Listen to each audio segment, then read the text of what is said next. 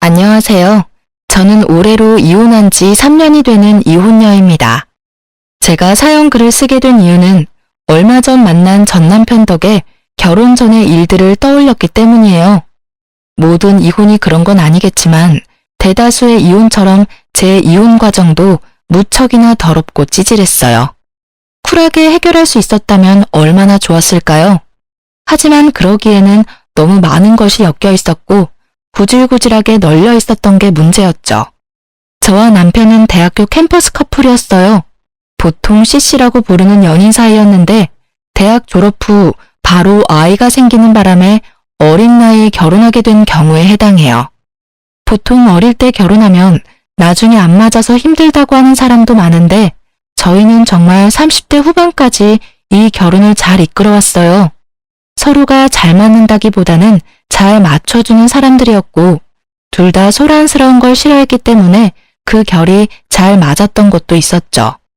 어려서 만나서 같이 고생해서 결국 자가로 집 마련한 것도 서로 돕지 않았다면 가능하지 않았을지도 모르죠.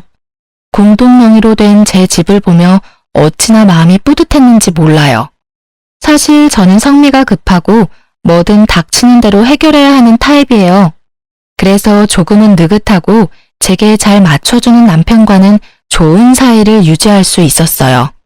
성격이 완전히 다르면 오래가지 않는다고는 하지만 남편은 제 성격을 다스려줄 수 있는 그런 포용력도 있었거든요. 그런 남편에게도 장점 같은 단점이 있었는데 한 가지에 빠지며 아주 그것만 깊게 좋아한다는 거였어요. 그렇지만 그것 때문에 저희 사이가 틀어지거나 한 적은 절대 없었어요. 남편이 저를 포용하듯 저도 남편을 존중해줘야 한다고 생각했거든요. 남들이 보기에는 꽤 이상적으로 보이는 저희 가정에 문제가 생긴 건 첫째 아이가 유치원에 가던 해에 일어났어요. 그 당시 저는 둘째를 가지려고 애쓰고 있었어요. 남편은 외동아들이고 시댁에서는 그런 남편 때문인지 아들을 원하더라고요. 물론 첫째 딸도 무척 좋아해 주셨어요. 그렇지만 그것과는 별개로 아들이 하나 있었으면 좋겠다는 뜻을 은근히 내비치셨거든요. 솔직히 둘째는 저도 바라는 상황이었고 딸이든 아들이든 하나는 더 가지자고 생각하던 참이었는데 잘 되지 않았어요. 저와 남편에게 문제가 있어서라기보다는 남편이 너무 바쁜 탓이었어요. 그래도 짧은 시간을 이용해 집안일에 신경을 쓰려고도 했고요. 저는 그러려니 했답니다.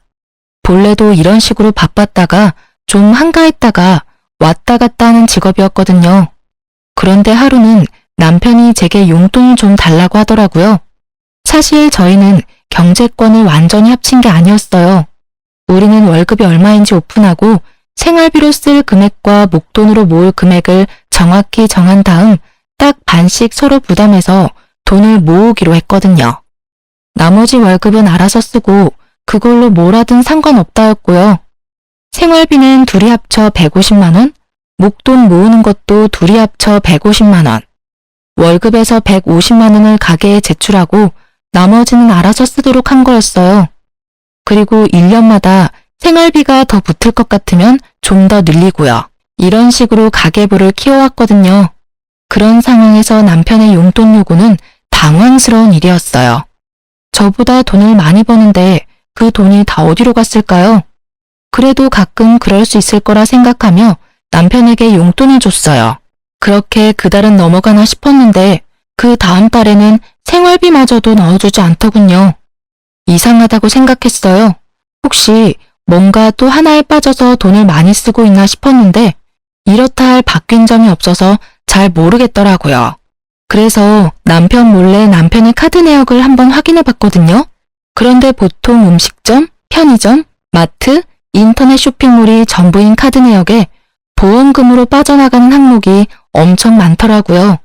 금액대도 높아서 순간 당황했죠. 남편은 결혼 전에 보험을 2개 가지고 있었어요. 자동차 관련 보험 제외하고요. 하나는 실손이고 하나는 질병 진단비 나오는 보험이었는데 갑자기 듣도 보도 못한 보험이 비슷한 시기에 여러 개 가입이 되어 있더라고요. 보험을 들면 보험 서류가 있을 테니 혹시나 싶어 안방에 보험 관련 서류 넣어두는 파일을 꺼내서 살폈어요. 역시나 최근에 작성한 보험 서류들이 몇 개나 되더군요. 거기서 발견한 게 이 보험을 설계해준 설계사의 명함이었어요. 그리고 거기 적힌 번호가 무척 눈에 익더군요. 남편의 핸드폰으로 가끔 전화 오는 번호였는데 남편은 일로 만나는 사이라고 했었거든요. 그런데 보험 설계사와 보험 청구할 일도 없는데 그렇게 자주 연락할 일이 없잖아요. 그때 살짝 그런 생각이 들었어요. 남편이 이 여자한테 호구 잡힌 건 아닌가 하는 생각이요. 게다가 전화 받을 때마다 저 듣지 못하도록 옷방에서 받고 오고, 솔직히 여태껏 남편이 한눈을 판 적이 전혀 없었고 그런 기미도 없었기 때문에 저도 마음을 놓았던 건지도 모르죠.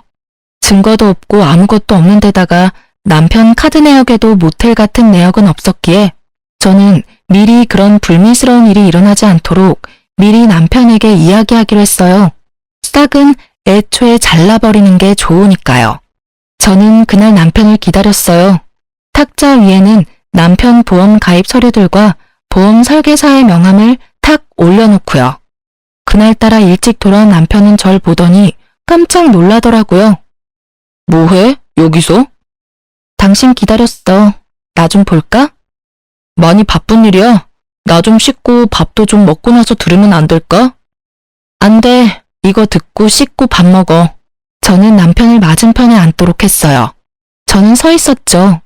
남편을 아래로 내려다보면서 고압적인 자세가 남편을 위축하게 만들었는지 아니면 이 공기가 평소와 다르다고 느꼈는지 저를 힐끔힐끔 쳐다보더니 탁자 위에 놓인 서류 더미로 눈을 옮기고는 화들짝 놀라 다시 날 쳐다보더라고요. 거기서 약간의 확신을 더 얻었죠. 내가 결혼하기 전에 절대 용서 못하는 거 이야기해줬는데 혹시 기억나? 아니, 기억 안 나는데. 나는 바람 피는 남자는 절대로 용서를 못해. 단 한 번이라도 들키면 나는 모든 관계 정리하고 남보다 더 못한 사이로 지낼 거라고 그때 이야기했어. 남편이 제 말에 대한 답을 못 찾더라고요. 그러더니 겨우 한마디 했어요. 근데 그게 지금 여기서 왜 나와? 나 바람 피운 거 없는데? 그래, 당신이 바람 피웠으면 나는 여기 있지 않았을 거야.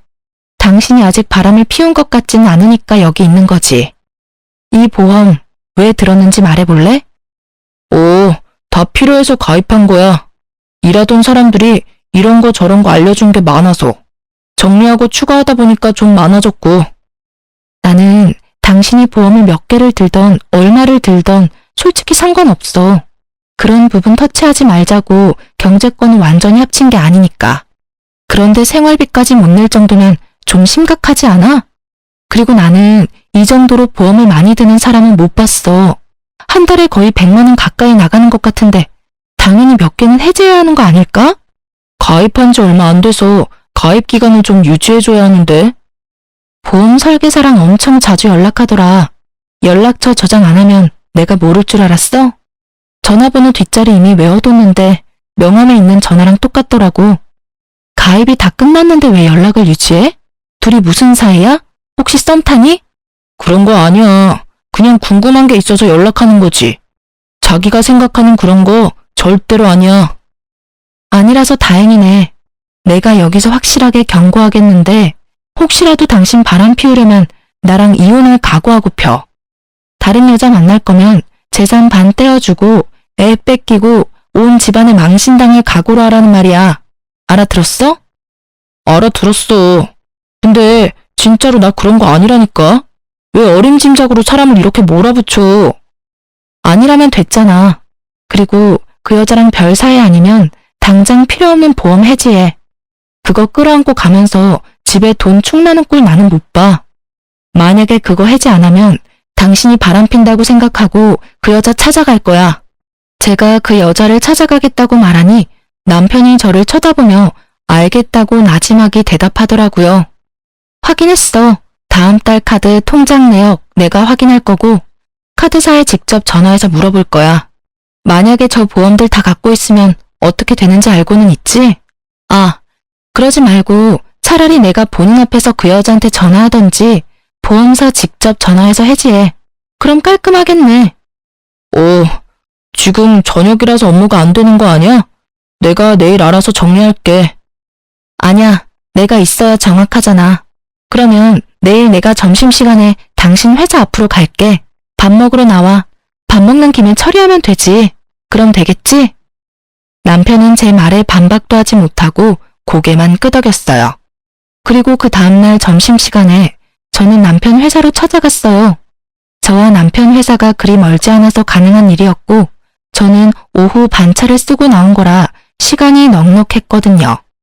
그렇게 식사 자리에서 저는 남편에게 전화를 하라고 시켰어요. 누가 봐도 하기 싫은 거 억지로 하는 얼굴로 남편이 보험회사에 전화해서 가입한 거 다 해지한다고 하더군요. 그리고 몇 개 해지를 하고 나서야 저는 방긋 웃어줬어요.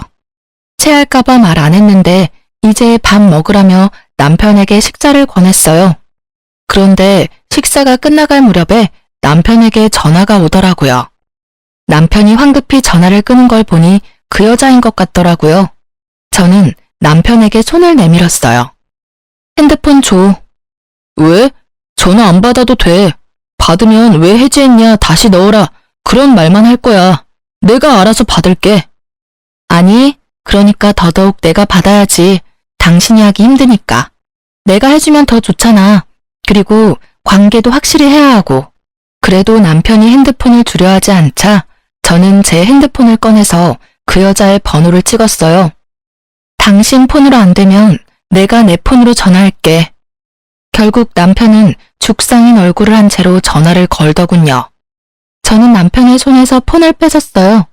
전화를 하자마자 곧 여자 목소리가 들렸어요. 오빠, 갑자기 보험을 해지하는 게 어딨어. 오빠 해지해서 지금 내가 얼마나 곤란한지 알아? 오빠라는 단어가 참 열받게 들리긴 처음이었어요. 누군데 남의 남편에게 오빠라는 단어를 쓰는지. 오빠 아니고요. 그 오빠 안 사람이에요. 남편 보험금이 너무 많이 나와서 제가 해지시켰어요. 그러니까 앞으로 보험 가입 권유하지 마세요. 누구시라고요? 와이프요. 그쪽이 오빠라고 부르는 사람 와이프. 그리고 두 분이 얼마나 친밀한 관계인지는 모르겠지만 연락은 적당히 해주세요. 제 말에 상대방 여성은 아무 말도 안 하고 가만히 있더군요. 할 말을 못하는 건지 할 말이 많은데 안 하는 건지. 알 수 없었지만 저는 제 할 말만 했어요. 그럼 알아들으신 걸로 알고 전화 끊을게요. 그리고 남편 보험 계속 정기적으로 확인할 거니까 보험 가입 권유 절대 하지 마세요. 한 번 더 확인 사살한 저는 전화를 끊었어요. 남편 얼굴은 안절부절 똥 마려운 개처럼 보였어요. 둘이 짧은 시간 동안 오빠 동생 하는 사이 됐네? 그래도 남의 남편을 오빠라고 막 부르는 건 좀 아니지 않아? 처음부터 알던 사이면 몰라도 다른 여자한테 가볍게 오빠라고 부르라고 하지 마. 어디 가서 오해 사기 십상이니까. 그렇게 남편에게 확인시켜두고 저는 집에 돌아왔어요. 돌아오는 길에 확신이 들었어요. 그 여자가 제 전화에 침묵한 이유부터 시작해서 남편의 그 똥마려운 표정까지 분명히 둘 사이에 어떤 감정적인 교류가 있기는 한 것 같았어요. 그러지 않고서야 아무런 사이도 아닌데 저의 불쾌한 전화를 그렇게 조용히 넘어가진 않았겠죠. 그런데 아예 말을 안 하는 걸 보니 자기가 말을 잘못 꺼냈다가 뭔가 뽀록 나면 안 될 것 같아서 그런 선택을 한 것 같더라고요. 제가 봤을 때는 그 여자와 썸을 타고 있었거나 아주 극 초반이었겠죠. 솔직히 화가 너무너무 났지만 그래도 이 정도 선에서 제가 알아채고 끊을 수 있어서 다행이라고 생각했어요. 그렇지만 내심 찝찝한 마음은 가라앉지를 않더라고요. 점점 더 남편을 의심하게 되고 일거수일투족을 감시하게 됐어요. 그렇게 정기적으로 남편의 카드 내역을 검사했고 남편은 그럴 때마다 죄인이 된 것처럼 제게 카드 내역을 보여주고 검사받았어요.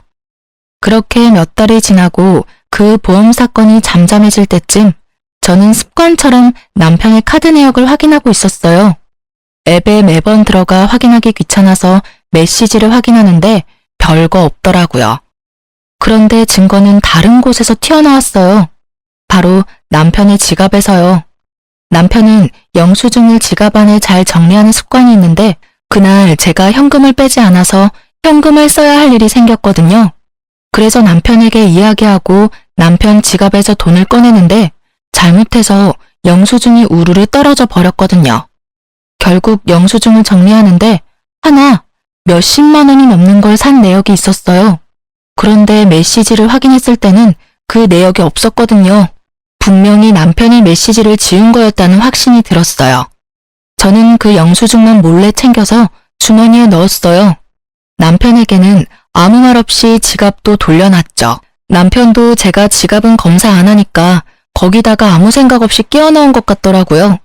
결국 저는 그 영수증으로 남편이 무엇을 샀는지 추적하기 시작했어요. 우선 가게가 어디인지 알아보기 위해 영수증에 적힌 곳을 인터넷으로 찾아봤어요. 주얼리 샵이더군요. 그리고 전화를 해서 남편이 산 물건이 뭐였는지 확인을 부탁했죠. 제가 산 물건과 겹치면 안 된다고요. 그랬더니 알려주더라고요. 고가의 팔찌였어요. 저는 최대한 이성을 유지하기로 했어요. 조만간 저희 결혼기념일이 있으니 그때 저에게 줄 선물일지도 모르잖아요. 그렇게 일주일을 참아 결혼기념일이 되었는데 남편이 제게 선물을 주더라고요. 몇만 원짜리 티셔츠였어요. 그것도 남편과 커플티. 딱 봐도 남편 취향인 옷이었죠. 자기가 갖고 싶었던 옷을 사는 김에 제 것까지 산 것 같다는 느낌이 팍 들었죠. 저는 남편이 바람을 핀다는 걸 확신하고 남편과 상간녀의 증거 사진을 확보하기로 했어요. 생각보다 어렵지는 않았어요. 주말에 일을 간다고 해놓고 나와서는 남편 뒤를 따라다니며 사진을 찍었거든요. 그리고 남편과 모텔에 들어가는 여자의 사진을 건졌어요. 여자는 투피스 정장에 화장도 헤어도 완벽하게 해서 누가 봐도 전문직 여성처럼 보이더군요. 그 여자가 누구인지는 몰랐지만 저는 분노로 몸이 바들바들 떨리는 걸 느꼈죠. 그때 그렇게 주의 주고 바람 피우면 끝이라고 이야기까지 했는데 아예 제 말은 무시하고 또 여자랑 바람을 피고 있었으니 남편에게 모든 걸 터뜨리기 위해 좀 더 증거를 모으려던 그때 친정엄마에게 전화가 왔더라고요. 너 혹시 요새 보험하니? 응? 그게 무슨 소리야? 보험이라니. 아니, 김서방이 나더러 보험 하나 들라고 해서 들었는데 금액도 너무 비싸고 나한테 필요 없더라고. 내 보험 관리해주는 설계사한테 이야기했더니 굳이 안 들어도 된다는데 김서방이 그렇게 들라고 해서 일단 가입을 하긴 했는데 아님 김서방이 보험 쪽으로 직업 바꿨어? 저는 친정엄마의 말에 열이 팍 오르는 걸 느꼈어요. 최대한 가라앉혔던 분노가 터져서 진짜 미칠 것 같더라고요. 또 보험. 더 이상 가깝게 지내지 말라고 경고했건만 여전히 만나는 것도 모자라 남편을 통해 저희 부모님까지 건드린 여자. 제 눈이 돌아버리는 것도 당연했던 건지도 모르죠. 우리 남편이 엄마한테 보험을 들라고 했다고? 보험금 엄마가 내는 거야? 아니, 3개월까지는 자기가 내주겠다는데 이거 진짜 가입해도 되는 거 맞아? 너 목소리 들어보니까 가입하면 안 됐던 거 아니니? 저는 남편의 서랍에서 보았던 수두룩한 보험 가입 서류를 떠올리며 엄마에게 물었어요. 혹시 아빠도 들었어? 그래, 너희 아빠한테도 하나 들어달라고 사정을 해서 그러고선 너한테는 당분간 이야기하지 말라지 않니? 선물이라면서 자기가 내주겠다는데 거절하기도 그렇고. 솔직히 남의 보험 들어주면서 자기 이득 볼 게 뭐 있어? 그런 생각하니까 우리 생각해서 들어줬나 싶기도 한데 그거 아니지? 아, 일단 정리 다 되면 말해줄게요. 지금은 그냥 있어봐요. 저는 친정엄마의 말을 듣고서야 남편이 그 상간녀를 위해서 보험들 사람을 모집하고 있다는 걸 알게 됐어요. 그 여자는 돈 벌고 남편은 그 여자랑 만나서 즐기고 자기 보험은 해지당하니까 주변 사람들을 끌어들이는 꼴이 아주 꼴불견이다 못해 정신 나간 놈처럼 보였어요. 저는 증거고 뭐고 지금 당장 열받아서 상간녀에게 전화했어요. 다행히도 그 상간녀의 명함을 가지고 있었거든요. 당장 나오라는 제 말에 지금 당장은 안 된다며 바쁘다는 이유로 도망치려고 하더라고요. 제가 직접 회사로 찾아가겠다니 결국 나오겠다더군요. 그렇게 상간녀와 마주쳤어요. 무슨 일로 보자고 하셨는지는 모르겠지만 저는 이제 그쪽 남편하고 관련 없어요. 관련이 없어요? 저는 당신이 우리 남편 만나고 있다고 확신하는데. 아니라니까요. 왜 제가 고객을 만나요? 제가 보는 고객이 얼마나 많은데.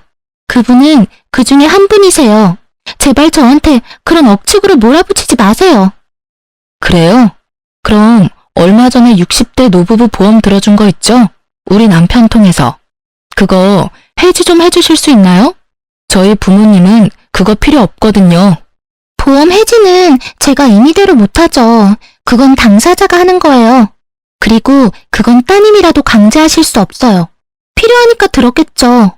여하튼 저는 이렇게 개인적으로 만나서 당신하고 할 이야기 같은 거 없는 사람이에요. 앞으로는 이렇게 부르지 마세요. 상간녀는 제가 아무런 증거를 가지고 있지 않다고 생각했나 봐요. 그런데 어쩌나요? 저는 상간녀의 손목에 걸린 남편의 선물이 눈에 들어왔거든요. 팔찌가 참 예쁘네요. 얼마 전에 제 남편이 산 거랑 똑같은 모델이에요. 신기하네요. 그걸 샀다는 영수증은 있는데 저한테 주지는 않더라고요. 아무래도 다른 데 간 모양인데 어디로 갔는지 확실하게 알겠네요. 제가 그 말을 하자 상간녀가 일어나다가 멈칫하더라고요. 그런 불순한 사이가 아니라는 말 잘 들었네요. 그런데 아시죠? 거짓말 하시면 앞으로 있을 소송에 크게 불이익을 받으실 수 있어요. 제 말에 상간녀 얼굴이 흔들리는가 싶더니 더 당당한 표정으로 말하더라고요. 그런 거 아니라니까 참 이상하시네. 그리고 이 팔찌도 흔한 거예요. 제 남편이 사준 거고요. 그 팔찌는 남편분한테 여쭤보는 게 더 빠르지 않을까요? 그렇게 말하고는 빠르게 카페를 빠져나가더라고요. 제가 손에 뭘 쥐고 있는지도 모르고. 아주 이 순간만 모면해 보려고 무리수를 쓰는 모습을 보니 괘씸하더라고요. 당장 죄송하다고 절대 그런 짓 이제 안 하겠다고 해도 내가 용서해 줄까 말까인데. 저는 증거를 들고 집에 갔어요. 이미 남편이 먼저 집에 도착해 있더군요. 그리고 얼굴이 굳어 있었어요. 분명히 상간녀가 남편에게 언지를 줬던 모양이에요. 그 얼굴 보니까 그 여자가 당신한테 전화했나 봐. 참 빠르다. 그렇지? 제 말에 남편은 바로 무릎을 꿇더라고요. 미안하다라는 말을 할 줄 알았어요. 그리고 그 생각이 맞았죠. 그런데 그 뒷말은 제 생각과는 무척이나 달랐어요. 미안해 여보. 하지만 내가 그 여자를 너무 사랑해. 당신이 나랑 이혼해주면 안 될까? 내가 다 정리하고 다 자기 원하는 대로 해줄게. 그러니까 그 여자랑 나랑 이루어지게만 해줘. 이게 무슨 개소리인지. 저는 무심코 뒤통수를 한 대 맞은 기분이었어요. 아니, 자다가 남의 다리 긁는 기분이었죠.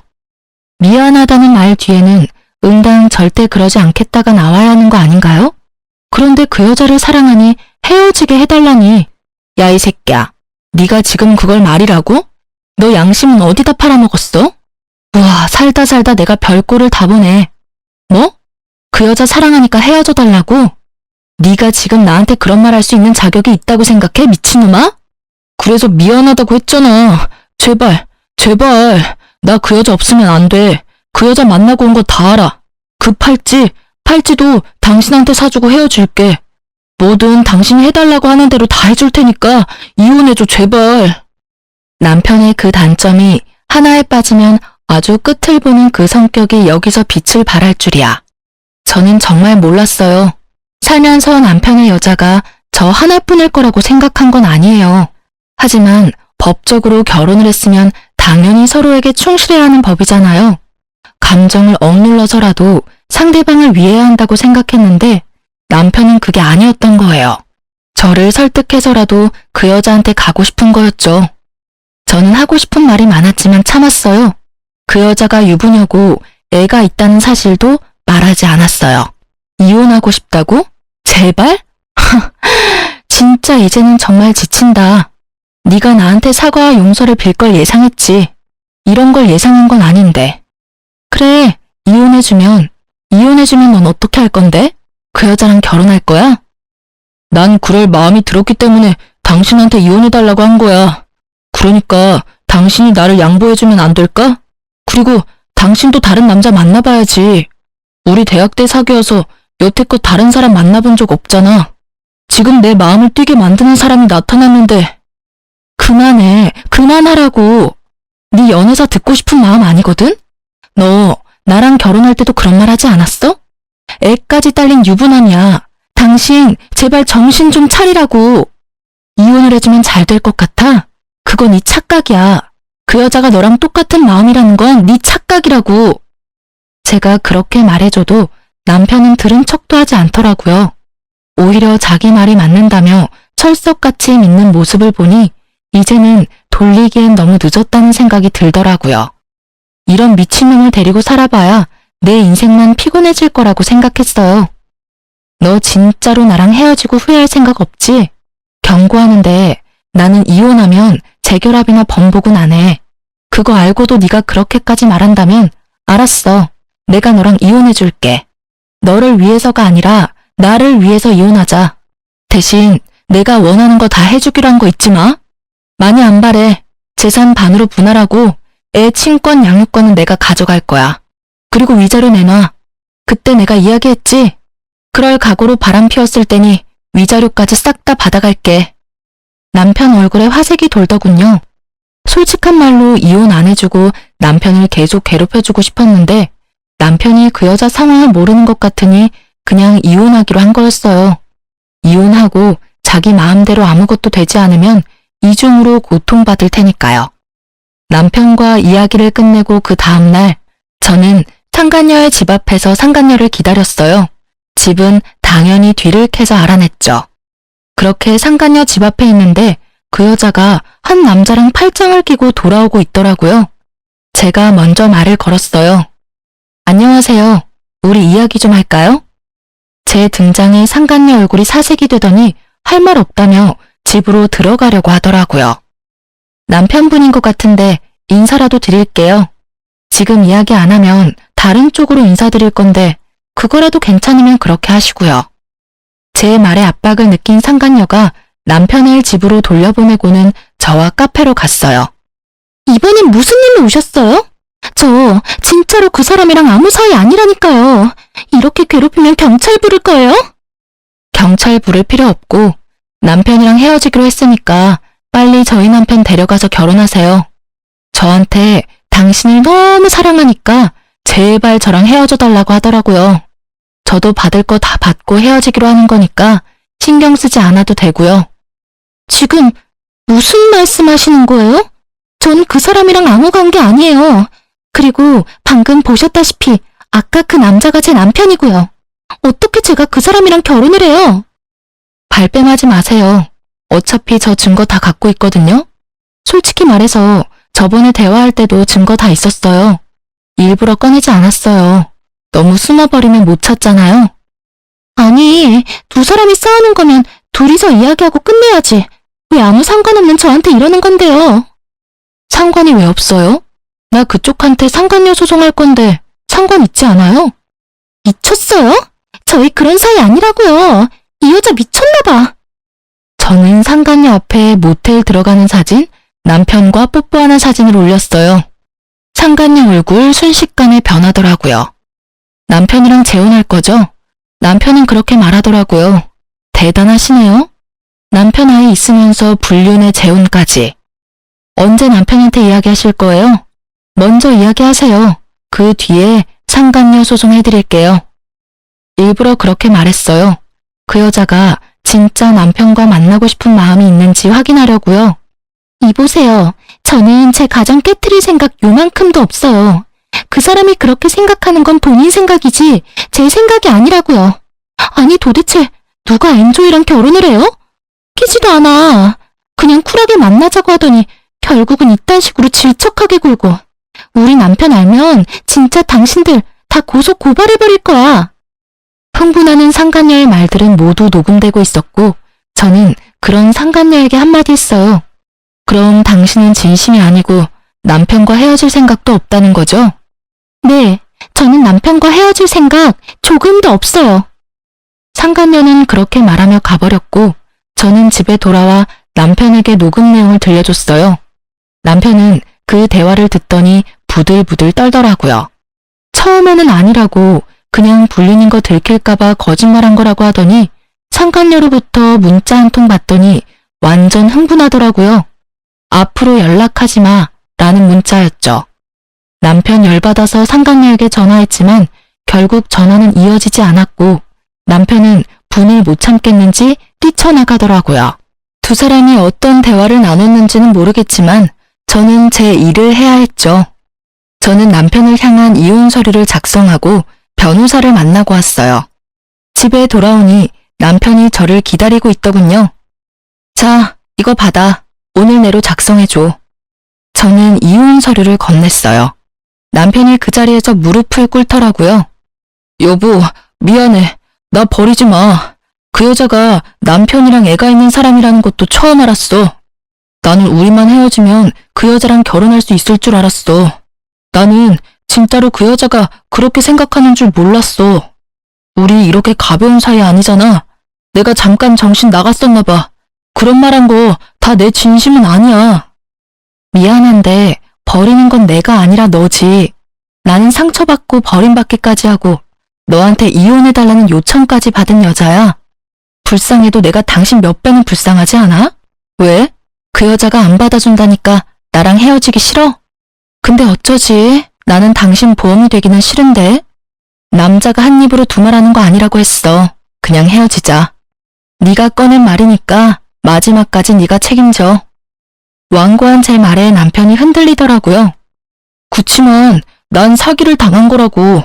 그 여자가 날 꼬시면서 자기는 결혼도 안 한 싱글이라고 했어. 나도 그걸 믿었고. 그래서 그 여자 일을 도와줬던 것뿐이야. 나는 정말로 그 여자한테 당한 거야. 그래. 그런데 넌 나한테 뭘 이야기하고 싶은 거야? 네가 사기당했다는 걸 말하고 싶은 거야? 웃기지 마. 너는 유부남이야. 애 딸린 유부남. 상식적으로 생각해봐도 누가 어떻게 꼬시든 넌 넘어가면 안 되는 거지. 네가 그 순간 떠올렸어야 할 사람은 나랑 내 아이잖아. 그런데 넌 그 여자한테 홀라당 넘어갔잖아. 그 여자가 널 꼬시려고 했다 하더라도 네가 철벽 쳤으면 그럴 일 없지. 네가 그 여자한테 여지를 줬으니 이런 일이 벌어진 거 아니야? 그리고 처음에 내가 그 여자랑 멀리하라고 했을 때 그때라도 말 들었으면 이런 일은 없었겠지. 다 네 손으로 이렇게 엉망으로 망쳐놓고 왜 네가 피해자인 것처럼 굴어? 속 뒤집어지게? 제 말에 이혼은 절대로 안 된다며 눈물을 줄줄 흘리는데 전혀 불쌍한 마음이 들지 않았어요. 하지 말라고 할 때 멈췄어야죠.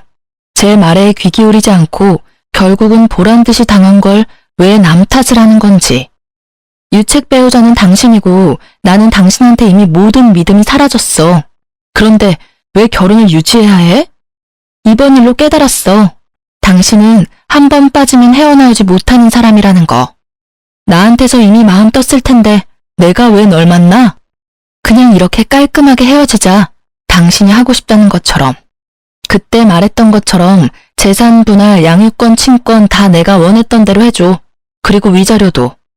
당신 입으로 꺼낸 말이니까 그 정도는 지켜주겠지. 그게 싫으면 소송해. 어차피 소송해도 내가 이길 거니까. 차가운 제 말투에 돌아올 수 없는 강을 건넜다는 걸 남편이 실감했는지 망연자실한 눈으로 저를 보더라고요. 그러더니 이내 벌떡 일어나더니 어디론가 가더군요.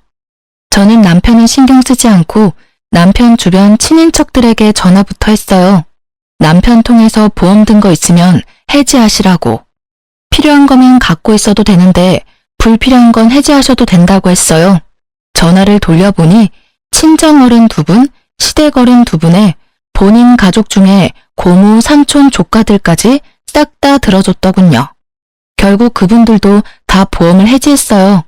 그렇게 저는 집에서 짐 정리를 하고 있었어요. 이 집에 애착은 있었지만 남편님과 함께 지내고 싶은 마음은 눈꽃만큼도 없었거든요. 짐 정리하는 도중에 전화가 오더군요. 그 상간녀였어요. 여보세요? 당신 남편 좀 데리고 가요. 왜 여기 와서 이 난리를 피우도록 만들어요? 제가 그 남자랑은 진지한 사이 아니라고 말했잖아요. 그런데 왜 우리 집까지 찾아와요? 흥분한 채 말하는 상간녀에게 저는 코웃음을 쳐줬어요. 다 자기가 스스로 만든 업보인 걸 누구 탓을 하는 건지. 이렇게 보면 남편이나 이 여자나 똑같은 족속들이에요. 저는 모르는 일이에요. 이미 저랑 이혼 서류 작성했고요. 집에 찾아갔으면 잘 달래서 돌려보내시면 되잖아요. 남자 후리는 거 잘하면서 그 정도도 못해요? 여태까지 단물 쓴물 다 빨아먹었으면서? 누가 단물 쓴물 다 빨아먹었대요? 그리고 이혼 서류 작성했어도 당신이 와이프잖아요. 여기 와서 빨리 이 사람 좀 데리고 가요. 저희 남편한테 이야기하겠다면서 협박하잖아요. 그건 그쪽이 알아서 하셔야죠. 남편에게 들키기 싫었으면 그런 짓을 하지 말았어야지. 재미 볼 건 다 봐놓고 나중에 와서 이러는 거 너무 웃기다고 생각하지 않아요? 그것도 불륜남 와이프한테 전화해서 무슨 하소연할 게 있다고? 그래도 들켰으니 차라리 다행이네요. 저도 상간녀 소송 곧 진행할 거라서요.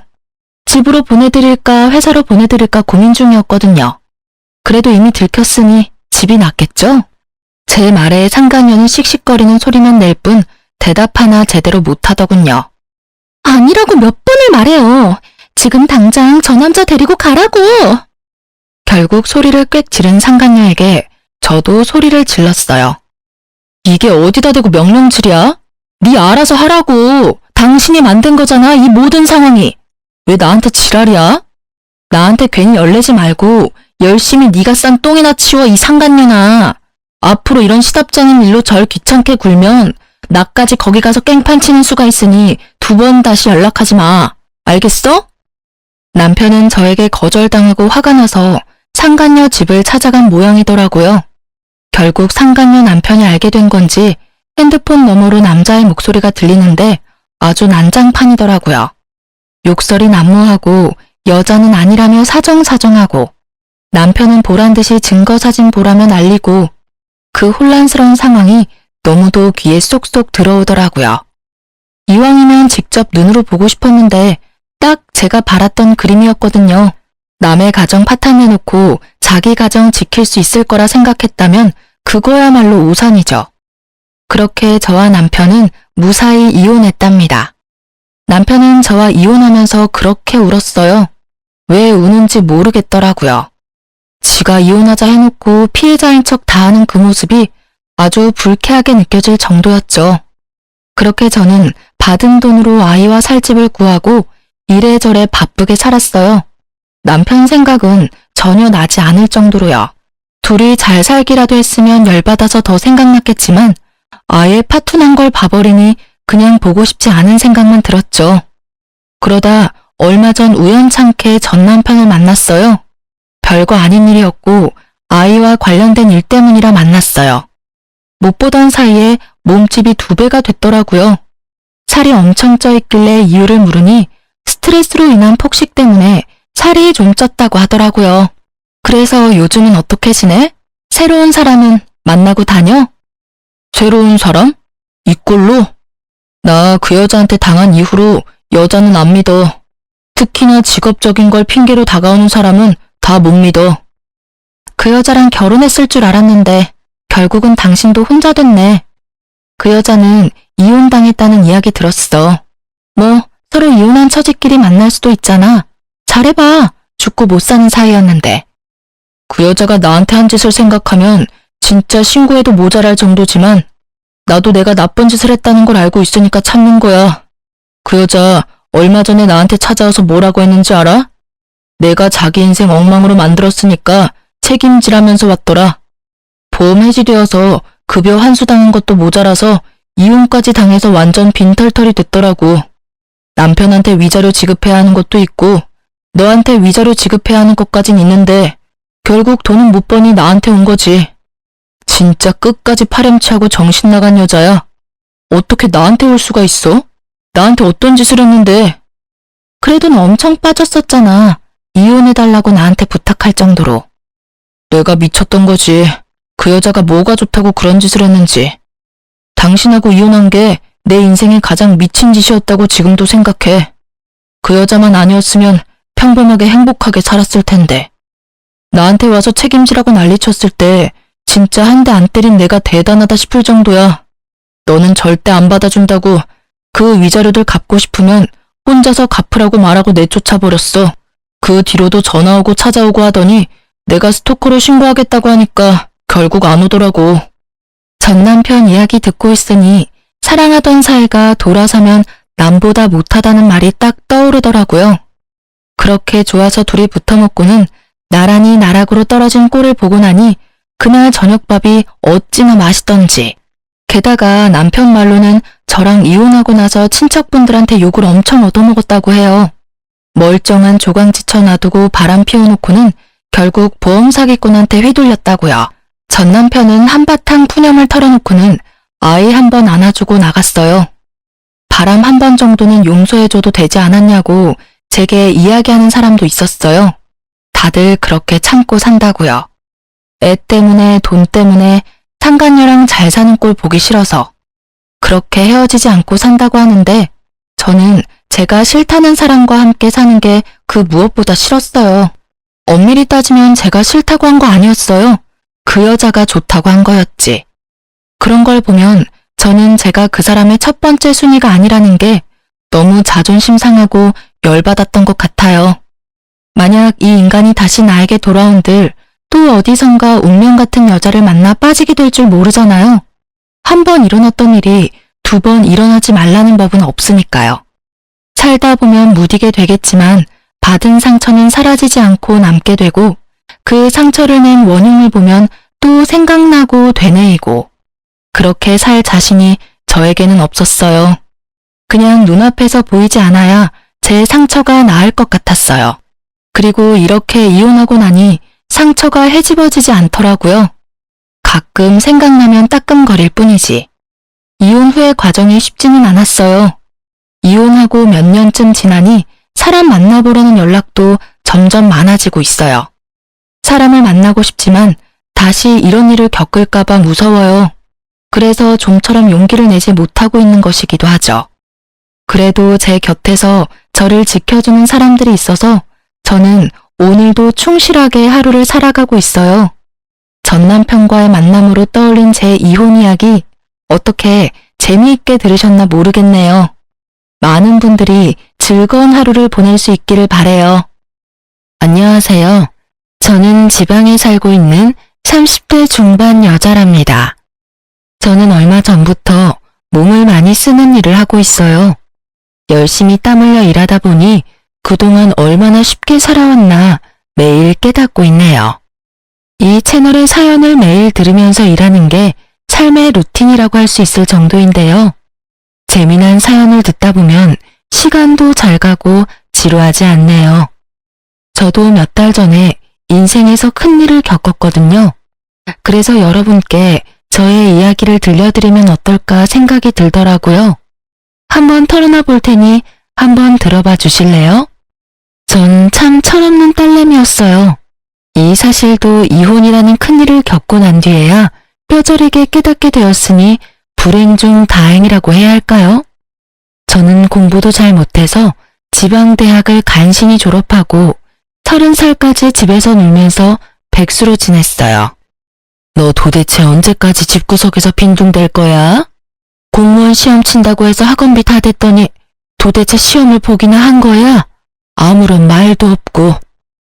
공부하고 있어요. 공무원 되기가 그렇게 쉬운 줄 알아요? 맨날 처자빠져 자면서 뭔 공부를 한다고 그래? 너 그러지 말고 취직이나 해. 벌써 30이잖아. 아직도 네가 어린 줄 알아? 결혼은 안 해? 얼굴이 이쁘기래 날씬하기래 누가 백수랑 결혼해준대? 나 결혼 생각 전혀 없는데요. 난 엄마랑 이렇게 평생 살 거야. 누가 너 걷어준대? 너 쫓아내기 전에 당장 취직해. 엄마가 소개시켜주는 회사로 바로 들어가. 알았어? 이번엔 진짜 쫓아낼 거야. 결국 어머니 지인이 운영하는 작은 회사에 경리로 취직을 하게 되었죠. 적응이 되어서는 별것 아닌 일이었는데 막상 시작했을 땐 너무 힘들고 일이 적응이 안 되더라고요. 그래서 초반엔 혼나기도 참 많이 혼났네요. 그럴 때마다 옆에 앉은 대리님이 위로도 많이 해주고 알려주는 것도 많아서 점점 친해지게 되었죠. 같이 퇴근하고 저녁도 먹고 술 한잔도 하다 보니 몇 달 후에는 자연스레 사귀는 사이가 되었답니다. 그래요. 회사에 잘 적응할 수 있었던 건 남편의 도움이 진짜 컸던 건 인정해요. 그래서 그만큼 저도 의지를 많이 했고, 그렇게 다니기 싫던 회사를 2년 가까이 다녔으니까요.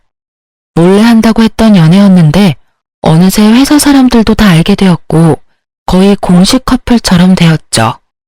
우리 사귄 지도 꽤 됐고 그동안 얘기 들어보면 서로 집안 사정도 비슷한 것 같은데 우리 결혼하면 어떨까?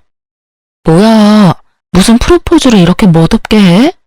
난 원래 허례허식 그런 거 싫어하는 사람이잖아. 서로의 진실된 마음이 중요한 거지.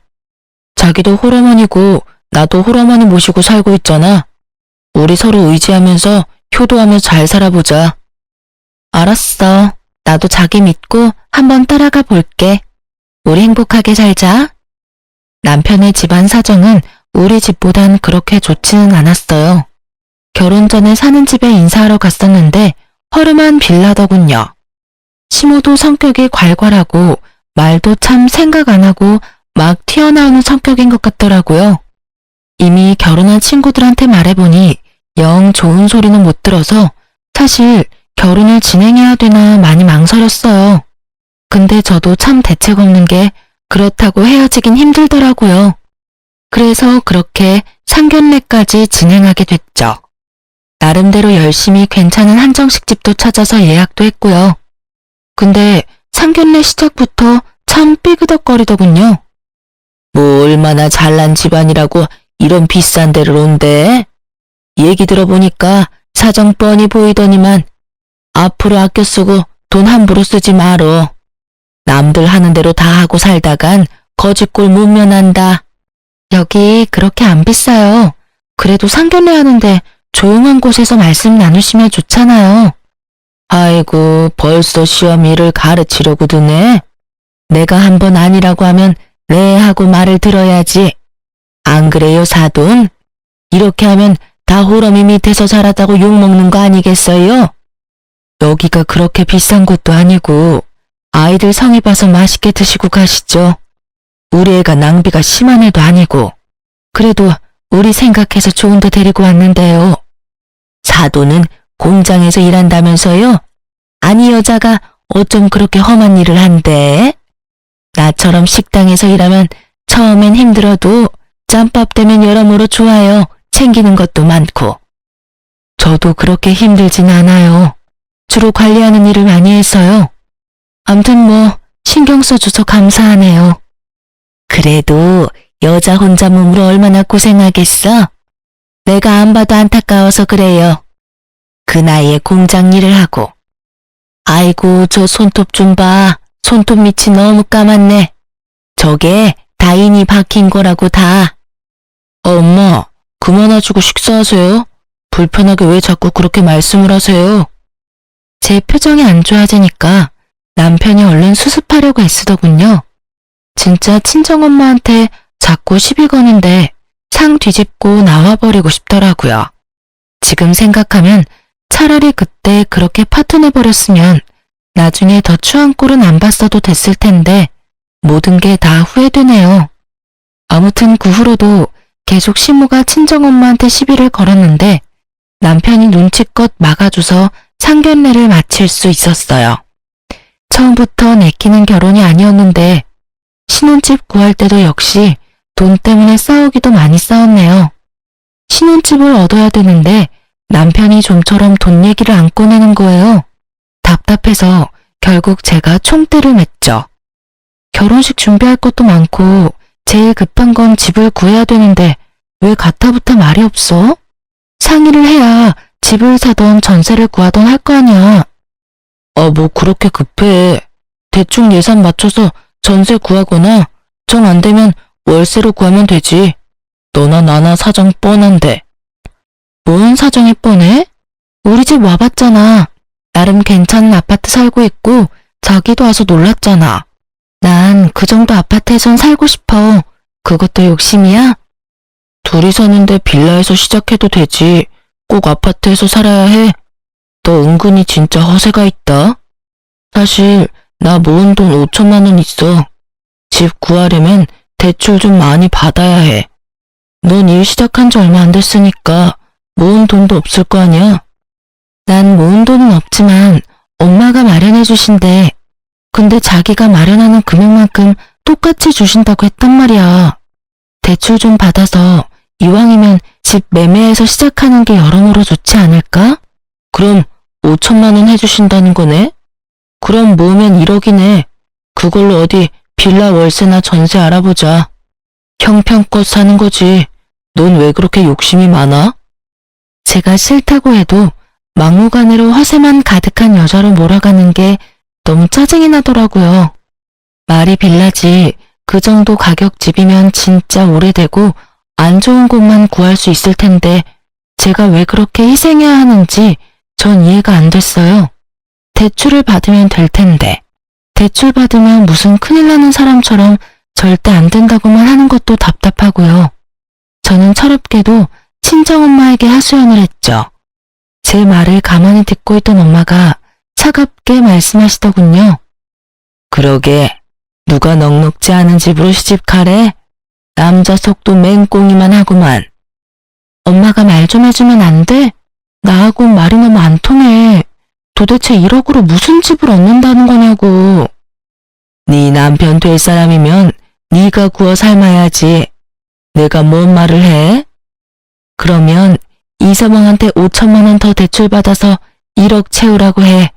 그럼 내가 딱 2억 해준다고. 그 정도면 작은 아파트 전세는 구할 수 있을 거 아니야.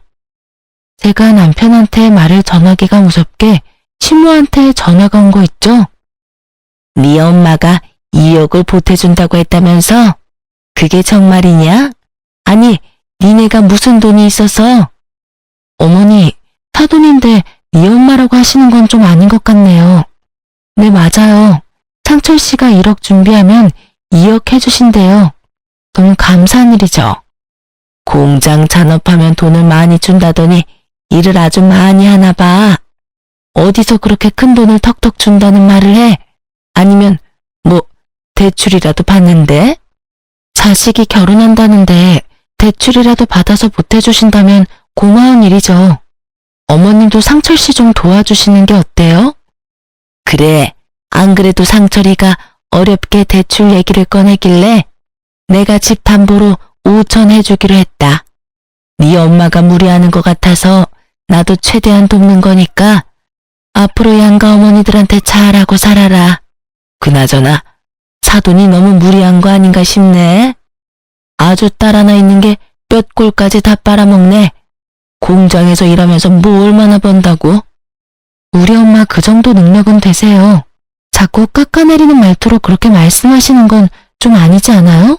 누가 어머니한테 그렇게 말하면 기분 좋겠어요? 나도 참으려고 했는데 넌 뭐 이쁘게 말하는 줄 알아? 그렇게 버릇없이 말하면 홀어머니 밑에서 자란 거 흉 잡히고 결국은 다 네 엄마 욕먹이는 거야. 상철 씨도 홀어머니랑 사는 거 똑같은데 이해해주지는 못할 망정 그렇게 말하시면 되나요? 그것도 다 어머님 얼굴에 침 뱉는 거 아닐까요? 제가 그렇게 일갈하자 시모가 차마 말을 잇지를 못했죠. 얼굴을 보지 않아도 시모 얼굴이 울긋불긋해지는 걸 느끼겠더라고요. 정작 2억이나 조건 없이 주시는 친정엄마는 아무 말도 없으신데 시모는 겨우 5천 주고는 온갖 생색을 다 내는 게 얼마나 웃기던져. 저는 그런데도 속도 없이 좋다고 친정엄마 돈 받아서 아파트로 전세를 구해 들어갔죠. 신혼생활은 행복할 거라고 애써 믿었던 것 같아요. 시모는 매주 전화를 해서 속을 긁긴 했지만 그래도 신혼 초에는 나름 남편과 사이도 좋고 꿀도 떨어지고 좋았어요. 남편도 막상 아파트에서 살게 되니까 편하고 좋다고 만족스러워 하더라고요. 둘 다 직장 다니느라 바빠서 양가 어머니를 자주 뵙지도 못했거든요. 문제는 제가 임신 준비를 한다고 직장을 그만두고 시간이 생기면서부터 시작되었죠. 제가 빨리 아기를 갖기를 바라셨던 친정엄마는 보약도 맞춰주시고 보양식도 자주 만들어주셨어요. 이번 주말에 이서방이랑 같이 집에 와. 엄마가 전복 싱싱한 거 샀으니까 한 상 차려줄게. 내가 전복 좋아하니까 또 이모한테 부탁했어? 고마워요, 엄마. 토요일 저녁에 갈게요. 제가 해산물을 좋아해서 신경 써주신 엄마한테 너무 감사하더라고요. 그래서 신나서 남편한테 말했는데 예상외로 반응이 미지근했어요. 워낙 공짜를 좋아해서 엄청나게 좋아할 줄 알았거든요. 우리 집에 가기 싫어? 요즘 맨날 나 혼자 가서 맛있는 거 먹어서 엄마도 신경 쓰이신 모양이야. 이번 주엔 꼭 같이 가자. 그래 뭐. 근데 장모님이 요리하시는 거지? 그럼 당연하지. 우리 엄마 음식 엄청나게 잘하셔. 그러고 보니 우리 집 와서 밥 먹은 적이 한 번밖에 없는 것 같네? 이상하다. 그렇게 토요일이 되고 친정집으로 신나게 갔죠. 엄마도 일찍 일을 마치시고 우리를 위해서 요리를 하고 계시더라고요. 이서방 오랜만에 보네. 시장하지? 내가 금방 차릴 테니까 조금만 기다리게. 저 그렇게 배 안 고파요. 천천히 하세요. 해수가 많이 먹어야죠. 엄마가 전복죽에 전복회에 맑은 매운탕까지 진짜 한상 제대로 차려주셨더라고요. 저는 너무 행복해하면서 정신없이 먹었죠. 근데 남편은 매운탕 국물만 깨작대고 잘 먹지를 않더라고요. 표정도 잔뜩 굳어있는 게 화난 사람처럼 보였어요. 왜 그렇게 못 먹어? 배라도 아픈 거야? 음식이 입맛에 안 맞나? 아니면 전복 싫어하는 거 아니야? 다른 거 줄까? 아닙니다. 배가 살살 아픈 것 같기도 하고 좀 그러네요. 제 걱정하지 마시고 많이 드세요. 저도 적당히 먹고 있습니다. 배부르게 먹고 집으로 돌아가는 길에 엄마가 저를 위해서 만들어두신 음식들을 바리바리 싸주셨죠. 저는 감사하고도 기쁜 마음으로 냉장고 정리를 하고 있었어요. 남편이 못마땅한 얼굴로 갑자기 시비를 걸더라고요. 이제 전업주부인데 요리는 직접 해야지. 장모님이 해주신 것만 날름 받아 먹을 거야? 이제 장모님이 해주신 거 가져오지 마. 엄마가 나 몸 보양한다고 최고급 재료만 공수해서 만들어주시는 건데 왜 가져오지 말래? 정성을 봐서라도 다 먹어야지. 내가 차마 이런 말은 안 하려고 그랬는데 장모님 손톱이 너무 더럽지 않아? 요리할 땐 좀 손을 깨끗하게 닦고 해야지. 아까 보니까 요리하시는 내내 손톱 끝이 더럽던데 좀 비위상하더라. 뭐라고? 나 너무 놀라워서 이해가 안 되는데 그럼 지금 우리 엄마 손이 더러워서 우리 엄마가 해주는 음식을 안 먹었다는 거야? 아무리 비위가 강해도 그 손으로 주물럭거리는 거 보면 누구라도 입맛 달아나. 난 그래도 장모님 생각해서 좀 먹어줬잖아. 네가 장모님한테 잘 말씀 좀 드려봐. 참나 기가 막혀서. 아니 그런 일면 남자가 툭 까놓고 우리 엄마한테 물어봤으면 엄마도 잘 대답해 주셨을 거야. 더러운 때가 아니라 기계 벨트에 염색된 거라서 씻어도 안 지워지는 거야. 더럽다고 말하니까 너무 실망이고 속상해. 내가 잘못했다고? 지나가는 사람 다 잡고 물어봐. 그런 손으로 음식 만지는데 좋아할 사람 있냐고. 그래? 죽어도 미안하다는 말은 안 하네? 앞으로 나는 우리 엄마가 주시는 음식이랑 식재료 다 갖다 먹을 거니까 당신은 먹지 마. 더러운 손으로 만진 거 어떻게 먹겠어? 앞으로 당신 밥은 당신이 해결해. 진짜 별것도 아닌 걸로 유세 떨기는. 그래 알았다고 알았어. 내가 더러워서 안 받아 먹는다. 끝까지 사과도 안 하고 친정엄마를 업신여기는 남편의 태도에 진짜 정이 확 떨어지더라고요. 그래서 그 후로 남편의 밥은 일절 챙겨두지 않았어요. 임신에 대한 마음도 사라져버렸고 남편과의 사이는 점점 더 멀어져만 갔답니다. 그렇게 한 2주 정도 투명인간 대하듯이 지내니까 지도 안 되겠는지 슬슬 말을 걸고 제가 좋아하는 음식을 사와서 먹으라고 하고 그러더라고요. 결혼한 지 1년도 안 됐는데 뭐 이혼할 수도 없는 거고 저도 그냥 넘어가 줬죠. 그렇게 일단락은 됐지만 그래도 서운한 마음은 계속 앙금처럼 가라앉아 있더라고요. 결혼한 지 2년쯤 되었을까요? 제가 1년 정도를 전업주부로 지내고 임신도 잘 되지 않자 남편이 눈치를 주기 시작했죠. 내가 돈을 많이 버는 것도 아닌데 이제 슬슬 직장 구해서 일해야 하는 거 아니야? 어차피 아기도 잘 안 생기잖아. 그래서 병원 다니고 있잖아. 내가 병원 가서 같이 검사 좀 받자니까 맨날 바쁘다면서 한 번을 안 가주면서 지금 일하라고 눈치 주는 거야? 아니, 집에서 맨날 아무것도 안 하고 스트레스만 받지 말고 차라리 일을 하는 게 더 나을 것 같다 이거지. 당신이 배달시켜 먹는 것만 해도 한 달에 얼만 줄 알아? 식비 좀 아껴야지. 당신 진짜 웃긴다. 배달시켜 먹는 거 다 내 카드로 내는데 무슨 소리야.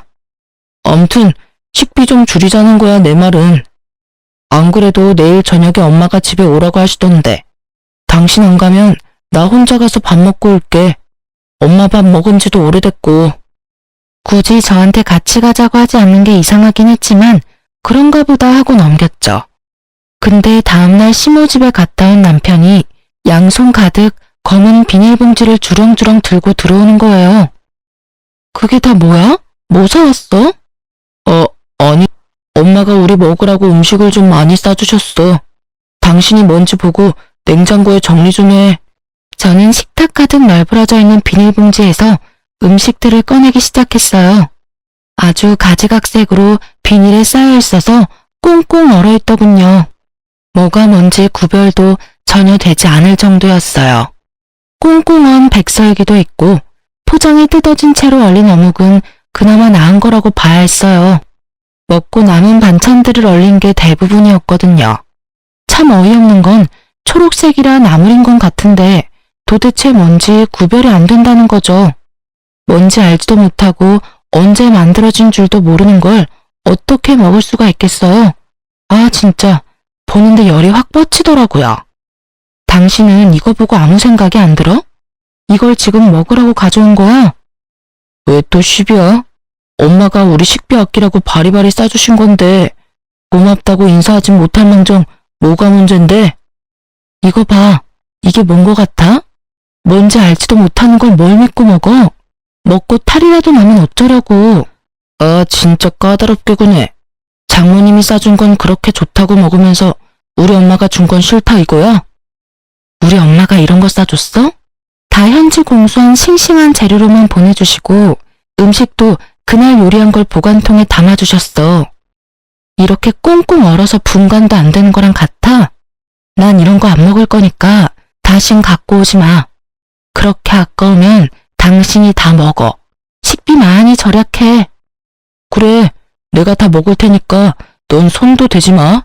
다 맛있어 보이는구만. 엄청 깔끔한 척하네. 진짜 웃긴 건 뭔지 아시나요? 그렇게 큰 소리 쳐놓고는 단 한 개도 먹지 않더라고요. 냉동실에 다 처박아 놓고는 나몰라라 하는데 진짜 냉장고를 볼 때마다 속이 부글부글 끓었죠. 결국 참다 못해 일주일 후에 제가 다 갖다 버렸어요. 더 어이없는 건 제가 버렸다는 사실도 모르더라고요. 근데 그 후에도 시모가 자꾸 냉동된 정체 모를 것들을 자꾸 싸운다는 게 더 큰 문제였어요. 어느 날은 남편과 저녁을 먹고 있는데 초인종이 여러 번 울리더라고요. 시모가 또 양손 가득 검은 비닐봉지를 들고 들어왔죠. 정말 저 검은 비닐만 봐도 속이 울렁거렸답니다. 아니 반찬이 왜 이렇게 빈약해? 내가 준 거로만 대충 차려도 10초 반상은 나오겠구먼. 근데 내가 싸준 건 하나도 안 보이네? 벌써 다 먹었니? 그럼 이거 하나 얼른 해동시켜 먹어. 이거 우리 상철이가 좋아하는 닭갈비다. 오, 닭갈비야? 뭐해? 얼른 전자레인지에 좀 데워봐. 안 그래도 다 나물 반찬이라 힘이 안 나더라고. 시모는 신나서 가져온 봉지들을 풀어 헤치더라고요. 저는 일단 시모가 준 닭갈비를 해동해서 남편 앞에 밀어놨어요. 아주 무슨 걸신 들린 듯이 잘도 먹더라고요. 아유, 이렇게 잘 먹으니 내가 힘들게 가져온 보람이 있네. 이렇게 지극정성으로 챙겨주는 시어미가 어딨니? 네 친구들한테 한번 물어봐라. 이거 나머지는 다 냉동실에 넣어놓고. 아니, 근데 냉동실이 꽉 찼네. 내가 저번 주에 준 거 하나도 안 먹었니? 제가 한 번은 말씀드리려고 했는데요. 이렇게 꽁꽁 얼린 거 뭐가 뭔지도 모르겠고요. 소시지나 빵 같은 거 보면 유통기한도 지나 있고 이런 거를 먹을 수는 없잖아요. 어머니도 못 먹으니까 우리 주시는 건 아니죠? 저 이런 거 안 받고 싶어요. 이제 갖다 주지 마세요. 뭐? 내가 지금 못 먹는 걸 준다 이 말이야? 아니 빵 같은 거는 유통기한 좀 지난 건 다 먹어도 돼. 그거 친구가 비싼 데서 산 빵이라고 그래서 내가 먹지도 않고 너네한테 준 건데 너 내 성의 무시하니? 성의는 제가 충분히 잘 알겠는데요. 아무리 갖다 주셔도 저희는 잘 안 먹고 다 버리게 돼요. 그니까 싸다 주시는 어머니도 힘들고 저도 힘들잖아요. 그만해 주셨으면 좋겠어요. 이런 거 다 올린 거라 유통기한 지나도 다 먹어도 돼. 난 여태껏 식당에서 일하는 몇십 년 내내 다 갖고 와서 먹어도 아무 탈 없이 우리 아들 잘만 키웠다. 그럼 이게 다 식당에서 남은 거 가져온 거였어요? 다 버려야 되는 음식물 쓰레기를 자식들 먹으라고 준다는 게 진짜 기가 막히네요. 안 먹을 거니까 다신 가져오지 마세요. 넌 먹지 마. 난 우리 아들 갖다 주는 거니까. 장철이는 뭘 먹든지 넌 상관 말고 숟가락도 대지 마. 아주 내가 살다 별꼴을 다 보네. 아이고. 시모가 소리소리 지르더니 그놈의 검은 비닐봉지를 바닥에 확 내던져버리고 가버렸어요. 시모하고 싸우기까지 하면서 얼린 음식을 가져오지 말라고 했는데 제 말이 우습다는 듯이 남편 손에 계속 검은 비닐을 들려보내더군요. 그 후로 저는 아무런 반응도 하지 않았어요. 남편은 마치 저도 이제 받아들였다고 생각했는지 지도 건들지도 않으면서 차곡차곡 냉동실에 쌓아놓더라고요. 저도 단 하나도 버리지 않고 그냥 두었죠. 그렇게 3주 정도 지났고 냉동실이 아주 터지려고 하더라고요. 이번 주 금요일에 어머니 생신 아니야? 내가 생일상 준비할 테니까 우리 집으로 다 오시라고 해. 진짜야? 이거 웬일이냐? 이제야 드디어 정신을 좀 차리고 며느리 노릇을 하려나 보네. 알았어. 그럼 저녁에 다 오시라고 할게. 그렇게 저는 토요일만 기다렸죠. 저녁이 되자 시부모와 시이모 두 분이 들어오더라고요. 네가 이제야 며느리 노릇을 하려나 보구나. 오늘은 해가 서쪽에서 떴나 내가 확인을 다 했다니까. 언니 덕분에 우리도 오늘 배부르게 먹고 가겠네. 아니, 근데 이게 뭐야? 음식들이 왜 이래? 왜요? 다 어머니가 좋아하는 음식들인데 마음에 안 드세요? 어머니는 뭔지 다 아시죠? 얼른 앉아서 드세요. 너, 이게 뭐야? 이거 설마 내가 다 갖다 준 거를 지금 생일상이라고 내놓은 거야? 그렇게 아끼시는 거 우리 먹으라고 바리바리 싸주시길래 제가 이번에 생신에 많이 드시라고 다 차려봤어요. 아버님도 앉으시고 이모님들도 맛있게 드세요. 얼굴이 빨갛게 변한 시모가 씩씩대더니 상을 확 엎어버렸답니다. 이게 아주 시모를 우습게 알고 나를 엿먹여? 공순이 밑에서 자라서 인상도 궁핍한 게 처먹으라고 갖다 주면 고맙게 받아먹을 것이지. 어디서 지금 시부모한테 이딴 짓을 해? 뭐라고요? 공순이? 그렇게 부른 거 당장 사과해요. 당신이 뭔데 우리 엄마가 어떤 사람인 줄 알고 그렇게 업신여기고 막말하냐고요. 뭐? 이게 진짜 뚫린 입이라고 말을 막 하네. 네가 그딴 식으로 버릇없이 말하니까 공순이 딸이라는 소리를 듣는 거야. 알아? 너 당장 잘못했다고 싹싹 빌어. 이번 일은 내가 절대 못 넘긴다. 아주 버르장머리를 고쳐놓던가 소박을 맞추든가 해야지. 나야말로 이렇게 구질구질하게 살 줄 알았으면 결혼 절대 안 했어요. 우리 엄마랑 나는 그쪽처럼 그렇게 구차하게 안 살았으니까 같은 취급하지 말라고요. 이게 아주 맛이 갔네. 오냐, 네가 소박 맞으려고 작정을 했구나. 너는 그냥 넘어갈 수가 없다. 아주 먼지나게 맞아봐야 정신을 차릴래? 너무 어이가 없게도 시모가 손을 높이 쳐들고 제 뒤통수를 세게 때리는 거 있죠? 제 인생 통틀어서 남한테 맞아본 적이 처음이라 순간 너무 당황스럽더라고요. 그 상대가 시모라니 기가 막힐 노릇이죠. 제가 놀라서 시모를 바라보니 시모가 이를 악물고 또 저를 때리려고 손을 올리더라고요. 저는 열을 받아서 시모 팔을 탁 잡아서 옆으로 확 꺾어버렸죠. 시모가 아고고 소리를 내며 옆으로 팍 넘어졌어요. 그때 퇴근하고 들어오던 남편이 그 상황을 보고 제 어깨를 팍 밀치면서 눈을 부라리며 말했죠. 야, 너 미쳤어? 니까짓 게 뭔데 감히 우리 엄마를 밀어? 바락바락 소리 지르는 것까진 내가 참아보려고 했는데 너처럼 대바라진 애를 본 적이 없어. 이걸 확. 이 순간이 제 인생에서 가장 지우고 싶은 순간이에요. 지금 다시 생각하면서도 피가 솟구치고 손이 벌벌 떨리네요. 남편이 욕을 짓거리면서 발로 제 허리를 팍 치는 게 아니겠어요. 저는 힘도 못 써보고 벽으로 거의 날아가다시피 했죠. 저는 너무 열을 받아서 옆에 있던 리모컨이며 물건들을 남편한테 마구 던졌어요. 네가 뭔데 날 때려? 우리 엄마도 한 번도 안 때리고 키웠는데 네가 뭔데? 더 이상 못 참아. 당장 이혼해. 이혼하자면 누가 쫄 아냐? 네가 그렇게 말해주니 아주 고마울 지경이다. 맹하게 생겨서 고분고분 말 잘 듣고 우리 엄마 말도 잘 들을 것 같아서 데리고 살라고 했더니 아주 가관이네. 네가 몸매가 좋냐 이쁘기라냐 뭐 하나 마음에 드는 것도 없는 게 결혼하자마자 일 때려치우고 맨날 빈둥빈둥 쳐놀기나 하고 이 주제에 취집이라도 한 줄 아냐? 그러게 말이다. 어디서 되먹지도 못한 게 굴러들어와서 우리 집안을 말아먹고 있어? 장철아, 얘 당장 쫓아내. 이렇게 개뿔도 없으면서 낭비병만 심한 애 끼고 있어봤자 너한테 도움 하나도 안 된다. 개뿔도 없이 구질구질하게 사는 건 당신네지. 돈 많은 집구석으로 가는 게 취집이지. 이딴 거지 같은 집구석에 와서 내 돈 써가면서 사는 게 취집이니? 아주 어이가 없는 인간들이네. 네 엄마 행색이 구질구질한 거지.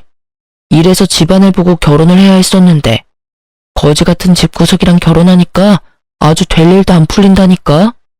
너도 벌써 집구석에서 밥이나 축 내는데 나중에 네 엄마까지 내가 책임져야 하는 건 아니지 않냐? 아무리 생각해도 이건 내 손해다. 너 당장 내 집에서 나가. 내 집 같은 소리 하네. 이 집 구할 때 우리 엄마가 돈 더 보태준 거 잊었어? 공동 명의인 것도 까먹었냐? 이 금붕어 대가리야?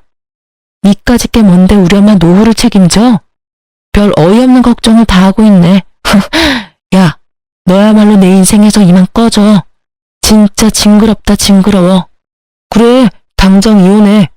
나중에 내 바지가랑이 잡고 매달려도 소용없어. 난 너 같은 빈대 떼어내고 새삼 살 거니까. 알았냐? 눈이 벌게져서는 소리를 바락바락 지르고 있는 남편놈의 얼굴을 보니 참 그동안 내가 알고 있던 인간이 맞나 믿어지지 않더라고요. 아니죠. 이 얼굴이 숨겨왔던 진짜 얼굴이었던 거죠. 그리고 남편놈은 다음날 회사도 안 가고 법원에 가서 이혼 서류를 가지고 왔더라고요. 도장을 아주 당당하게 내 앞에서 찍더니만 이혼 서류를 바닥에 내던지더라고요. 야, 당장 도장 찍어. 네 꼬락선이 다시는 보기 싫으니까 빨리 짐 싸서 네가 나가라. 내가 어떻게든 전세 빨리 빼서 돈 해줄 테니까. 내가 널 뭘 믿고 돈도 안 받고 나가? 오늘 회사도 안 간 김에 대출 받아서 당장 내 돈 다 돌려줘. 그럼 내가 바로 도장 찍어줄 테니까. 이게 아주 이혼 안 하려고 수를 쓰고 있네. 내가 너랑 갈라설 수만 있다면 내 영혼이라도 판다. 기다려. 내가 어떻게든 돈 구해서 10원 한 장 안 틀리고 돌려줄 테니까. 남편이 아주 적극적으로 나와준 덕에 빠르게 석 달 만에 합의 이혼을 마칠 수 있었죠. 법원을 나서면서 무슨 하찮은 벌레 보듯 쳐다보던 남편놈의 눈빛을 잊을 수가 없네요. 저는 엄마가 속상해하실까봐 말하지 않으려고 했는데 이혼하고 다시 친정으로 들어가야 했기에 죄송하고 부끄럽지만 모두 털어놓을 수밖에 없었죠. 저의 이야기를 모두 들은 엄마가 불같이 화를 내시더라고요. 너는 바보처럼 그걸 혼자 다 떠안으려고 했어? 쓸데없는 건 엄마한테 잘도 말하면서 제일 중요한 걸 혼자 끌어안고 끙끙대? 이 화상아, 내가 처음부터 그놈이 마음에 안 들었어. 그래서 너한테도 절대 집안 얘기하지 말라고 했던 거야. 네 인생 개차반으로 만들어놨으니 내가 그놈도 절대 가만 안 둔다. 장 사장한테 당장 말해서 모가지 자르라고 해야겠다. 남편과 제가 만났던 그 직장 기억하시죠? 사실 그 사장님은 엄마와 고등학교 동창 사이로 결혼 전에도 저를 챙겨주신 고마운 분이세요. 엄마에게 모든 말씀을 다 들었는지 저한테 전화를 다 주셨더라고요. 혜수야, 잘 사는 줄 알았는데 이게 무슨 일이야? 안 그래도 이대리 워낙 불성실하고 다른 직원들도 일처리에 불만이 많아서 나도 요즘 눈여겨보고 있었다. 글쎄 얼마 전엔 사장이 여자라서 회사가 발전이 없다나 그딴 소리를 하는 걸 직접 들었지 뭐니? 그래도 네 남편이니까 잘 봐주려고 했었는데 언제 소리 소문 없이 이혼을 한 거야? 이대리가 이혼했다는 거는 아주 철저히 숨기는 것 같더라. 저랑 이혼하면 아주 사방팔방 자랑할 것 같더니 입 다물고 있는 것도 웃기네요. 사장님이 저랑 아는 사이인 걸 알아서 그런가 봐요. 암튼 나도 요즘 사정이 안 좋아서 권고사직할 몇 명 추려놨는데 이대리가 포함된 건 꼭 너 때문은 아니야. 물론 내가 너 어릴 때부터 봤던 이모인데 네 편 들어주는 건 또 당연한 거 아니겠니? 감히 내 조카 같은 너를 업신여기고 상처를 주다니 나도 용서 못한다. 남편 놈은 그렇게 권고사직을 당하게 되었나 보더라고요. 엄마가 장 사장님과 오랫동안 통화를 하시고는 저한테도 상세하게 말씀해 주셨죠. 권고사직 당하니까 아주 개거품을 물고 사장실까지 찾아가서 따지더란다. 뭔 고발을 하겠다나 뭐라나 한바탕 난리를 쳤다나? 지 혼자 잘린 것도 아니고 다른 몇몇도 같이 잘릴 거였는데 혼자 난리를 치는 게 괘씸해서 장 사장이 힘들어도 다른 직원은 다 안고 가도 너는 절대 안 된다고 하고 끌어내버렸단다. 거기서도 진상짓 제대로 했네? 장 사장님이 저 때문에 고생하신 것 같아서 죄송해서 어째요? 아니야.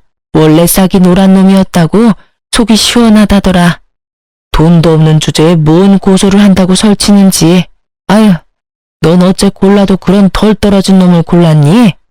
그렇게 2달 정도가 흘렀죠. 저는 직장을 알아보고 있었지만 사실 준비하는 게 있어서 엄마 일을 주로 도우며 조용히 지냈어요. 어느 날 집에 왔는데 엄마한테 전화가 왔죠. 너 지금 뭐하고 있니? 당장 우리 공장으로 좀 와. 갑자기 뭔 일인데 그래요? 나 지금 할 거 많은데. 너 안 오면 아주 후회할걸? 내가 세상에 얼마나 놀랐는지 모른다. 오늘 우리 공장 생산직 2명 새로 뽑는데 글쎄 네 전 남편 놈이 떡하니 면접 보러 와 있지 뭐니? 아니 그게 진짜예요? 지금 바로 가요.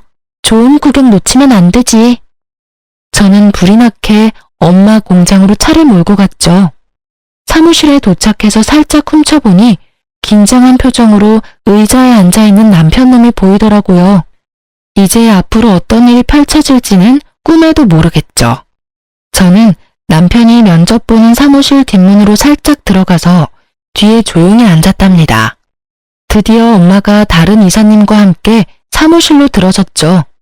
남편놈이 친정엄마를 발견하고는 흠칫 놀라더군요. 최 이사, 아무리 정직원이 아니라도 그렇지 면접 보러 온 지원자 상태가 영 아닌 거 아니야? 그래도 경력직 위주로 뽑은 건데 불편하신 점이라도 있으십니까, 사장님? 뭐? 사장님? 누가 사장이라는 거야? 아니 면접 보러 온 사람이 지금 누구한테 삿대질하고 있어? 당신 뭐야? 저 아줌마가 아니 우리 장모님이 이 공장 사장님이라는 거예요. 공장 직원이 아니고 사장이라고요? 내가 자네한테 공장에서 일한다고 했지 직원이라고 한 번이라도 말한 적 있나? 뭐 눈에만 뭐만 보인다고. 지레짐작으로 내가 공장에서 일한다고 무시한 거 모를 줄 알아? 아니 장모님, 제가 언제 장모님을 무시했습니까? 저는 너무 힘든 일을 하실까봐 걱정이 돼서 그런 거죠. 이렇게 큰 공장을 하시면서 어떻게 저한테 한마디 말도 안 하셨습니까? 저 진짜 서운합니다, 장모님. 기가 차서 말도 안 나오네. 내 딸이랑 결혼했을 때는 장모님이라고 한 번도 안 부르더니만 다 끝난 마당에 웬 장모님?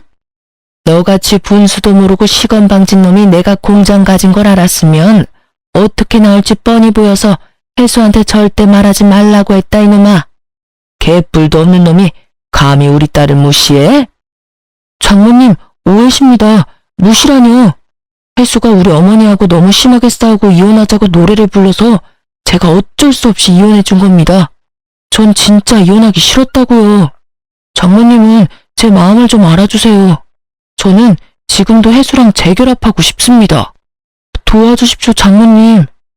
사실 엄마는 외할아버지가 하시던 원단 공장을 2대째 운영하고 계시는데 허름해 보이지만 벌써 20년 가까이 해온 가업이라 재정 상태는 아주 탄탄하답니다. 그리고 주변 공장이랑 토지도 다 엄마 명의로 되어 있고요.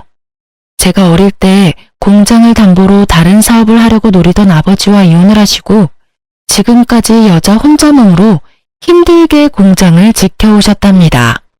워낙 멋도 안 내시고 일만 해오셔서 다른 사람이 보기엔 초라해 보일 수 있어도 사업을 이렇게 오랜 시간 해오시는 것만 봐도 진짜 대단하시다고 생각해요. 그런 엄마를 공순이라고 무시하던 시무와 전 남편 놈인데 이젠 엄마 앞에서 딴 말하는 걸 보니 피가 거꾸로 솟았죠. 당사자가 뒤에서 똑똑히 다 듣고 있는데 어디서 거짓말이야? 당신이 나서서 한 이혼인데 누구한테 지금 덤탱이를 씌워? 여전히 치졸하고 이기적인 건 여전하네. 백수되더니 아주 초췌해진 게 돈이 많이 없나 봐? 어쩌지? 난 일을 안 해도 그쪽보단 신수가 좋은 것 같은데. 뭐야, 여보도 있었네? 여보, 내가 이혼한 뒤로 하루하루 후회하면서 살고 있어. 당신한테 연락하고 싶어도 염치가 없어서 하지도 못하고 매일 우는 내 마음을 알아? 여보, 우리 다시 시작하자. 내가 당신이랑 장모님 도와서 이 공장에서 열심히 온몸 다해 일할게. 누가 여기서 일 시켜준대? 너는 식당이라는 네 엄마 집에 빌붙어서 그렇게 평생 비참하게 살아. 나는 너랑은 다르게 평생 잘 먹고 잘 살 것 같은데? 장모님, 그러면 이 공장에서 일이라도 할 수 있게 해주십시오. 지금 우리 어머니도 허리 다쳐서 식당에 못 나가시고 제가 빨리 취직해야 하거든요. 나이가 있어서 취직도 잘 안 되고 너무 힘듭니다. 제발 여기서 일하게 해주세요. 너랑 네 엄마가 우리 딸을 식충이 취급하고 얼마나 무시했는데 어디서 지금 취직시켜달란 뻔뻔한 개소리가 나와? 당장 우리 딸 앞에서 꺼져. 이 공장에서도 꺼지고. 전 남편이 엄마 앞에서 무릎 꿇고 소리치면서 울기 시작하자 보다 못한 직원들이 남편 놈을 정문 밖으로 끌어내버렸죠. 철문을 흔들고 난리를 쳐서 결국 경찰까지 불렀답니다. 경찰이 오자 겁을 먹었는지 아주 조용히 따라가는 꼴이 참 우습더군요. 더 웃긴 건 뭔지 아시나요? 다음날 엄마가 격양된 목소리로 전화가 왔답니다. 아주 염치가 없는 게 아주 아들이나 어미나 똑같다. 세상에, 오늘 네 전시무가 공장까지 찾아온 거 있지?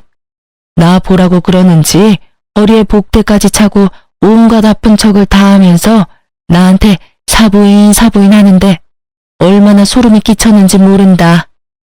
아니, 그 아줌마가 엄마 공장에는 왜 왔대요?